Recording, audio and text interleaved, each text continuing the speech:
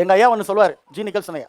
சர்ச்சில் வரும்போதோ ஒழுங்காக இருக்கணும், ஒழுக்கம் இல்லைனா எல்லாமே கெட்டு போகும். ஒரு கீபோர்டிஸ்ட், சரி ஒரு மீட்டிங் நடக்குது, கீபோர்டு வாசிக்கிறாரு. கீபோர்டு இப்போ இந்த அம்மா பாட்டு, 2 பேரும் வேற வேற சபை, ஒரு மீட்டிங்கில் ஒன்றா கேதர் ஆகுறாங்க. இவர் பாட்டு கீபோர்டு எடுத்து வந்துக்கிறாரு, இந்த அம்மா பாடணும்னு மைக் கொடுத்துட்டாங்க. இப்போ பாட்டு, அலைந்தேன் பல நாள் உம்மையும் மறியாய் மறைந்து தெரிந்த ரோகியை. கீபோர்டை பார்த்துச்சு, இவரை வாசிக்கிறாரு. நான் கூட ரொம்ப அழைச்சிட்டு இருந்தேன். இவரு அலைந்தேன் பல நாள் உம்மையும் மறியாய் மறைந்து தெரிந்த ரோகி. அப்ப இந்தம்மா, வாடாதே ஐயா அன்பு வாடாதே ஐயா, இதெல்லாம் பயங்கரம். கேட்சிங், ஆராதனை மேட்சிங்.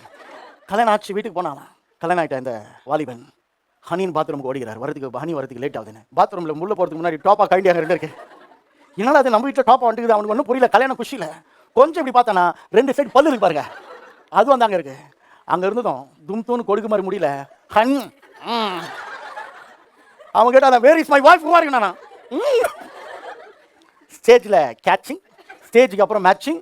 இப்போ உண்மையான விஷயம் தெரிஞ்சதுமே கடைசியில் டிஸ்பேட்சிங். சர்ச்சில் வரும்போதோ ஒழுங்காக இருக்கணும், ஒழுக்கம் இல்லைனா எல்லாமே கெட்டு போகும்.